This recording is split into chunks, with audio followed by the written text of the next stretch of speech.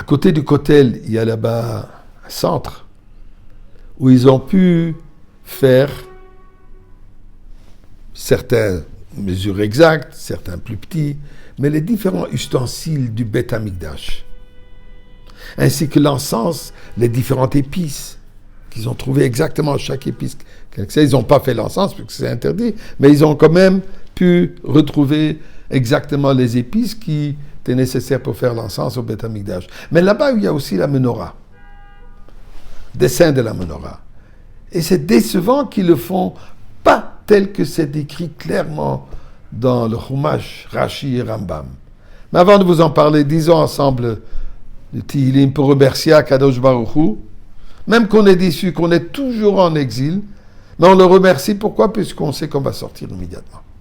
Alors, chapitre 100, Mizmor le Soidori, l'Adonai Kol Haaretz, Iv de Sadeh Besimcha, Boy le Fana Benana de Uk, Adonai Elohim, Hu Asana Vela Nachnam V'Tamarisoi, Boy Shar Besoide Chatzoisa Besila, Hoyde le Bach Shemoi Kitoy, Adonai le Lam Chasda Viad, Dor Vodor Emunase. Mes chers amis, prenons quelques pièces, donnez la tzedaka, et je m'explique à ce que je disais tout à l'heure. D'ailleurs, c'est un sujet qu'on en a déjà parlé dans le passé, mais ça mérite quand même un peu d'attention.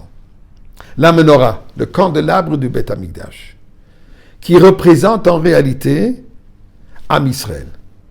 Peuple juif, comme c'est décrit dans la Kabbalah, dans la Chassidoute, partout dans tous les Orach Chaim HaKadosh, ainsi de suite.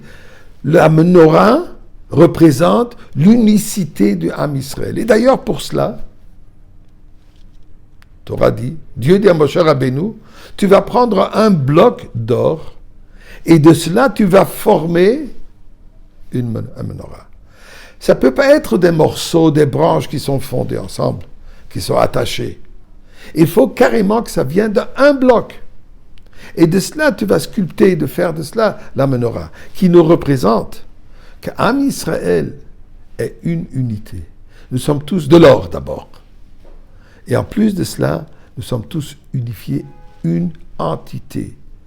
Et de cela viennent différentes branches. Les branches représentent les différentes coutumes. Les branches représentent les différentes manières comment servir à Kadosh Baruch Hu. Comme nous avons les tribus, différentes manières. Mais à savoir que de base et au fond, nous sommes un. Et d'ailleurs, intéressant aussi à savoir, les flammes, naturellement, les flammes vont toujours droit, toujours montent vers le haut, comme c'est expliqué dans la Kabbalah et dans la Chassidoute, que toute chose retourne à sa source, qu'on appelle dans le monde des sciences gravité, mais en réalité, c'est le concept est que ça retourne à sa source. La source de flamme est derrière la Lune. Pour ça, différemment de tous les autres objets qui retombent vers la Terre, les flammes, elles montent vers le haut. Pourquoi? Puisque la source de la flamme est, comme il est marqué, Tarat Galgal Hayareach, derrière la Lune. Mais dans le cas de la menorah, les 3 branches des 2 côtés, donc les 6 branches, les flammes, ils allaient vers le centre pour nous indiquer exactement ce concept. Toutes les flammes, elles sont identiques. Toutes les flammes, elles sont valables, elles sont bonnes. Bien sûr, quand je dis valable, il faut que ce soit des flammes de l'huile pure, comme on connaît l'histoire de Hanouka. Il faut que l'huile soit pure. Qu'est-ce que ça veut dire pure? C'est pur et net les enseignements de la Torah, et c'est comme ça que c'est. Et ne peut pas mélanger d'autres choses là-dedans. Il faut que la Torah reste pure. Et là, quand ça brûle de cette manière, elles vont tous vers le centre. Le centre, bien sûr, c'est Akadosh Baruch Hu. Ça, c'est le centre de toutes les flammes qui sont réunifiées et vont toujours unifier ensemble. C'est ça un des messages de la menorah. Un autre message, il y avait aussi des gobelets. Habituellement, un gobelet, il est plus fin, plus petit en bas et plus large pour pouvoir boire. Les gobelets de la menorah étaient dessinés, ils allaient comme de cette manière, descendaient, exactement pour nous dire. L'unification représente, on pense un à l'autre, on partage avec l'autre.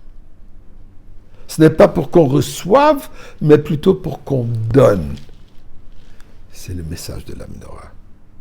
Et finalement, pour revenir à la déception que je parlais tout à l'heure, que on a toujours l'habitude, malheureusement, et d'ailleurs, cette menorah qu'ils ont aussi dans cet endroit, aussi s'est fait arrondi. Les branches sont arrondies. C'est une erreur absolue. Rashi le dit dans le Chumash. Rambam lui-même, il a dessiné une menorah, comme vous pouvez voir sur le dessin.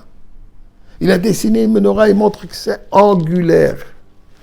L'erreur, d'où vient cette idée que ça a été arrondi, des branches arrondies, ça vient de la fameuse arche de Titus, qui dépite quand le juif est sorti en exil, au Galout de Babel, quand on a renvoyé d'Eretz Israël après la destruction du temple. Là, quelqu'un a décidé qu'il les a fait arrondir, probablement basé sur les menorahs, sur les candélabres qu'il y avait dans le Beth Amikdash pour illuminer, c'était la lumière. Mais ce n'était pas la menorah telle que décrit dans la Torah. À propos de allumer tous les jours les flammes, ça c'est angulaire. Juste une remarque importante à faire. Puisqu'on ne veut pas penser à la destruction, au contraire, on veut que la menorah nous illumine. La Goula, la rédemption, la délivrance. Prions à Kadosh Baruch Hu que ça s'avère aujourd'hui même.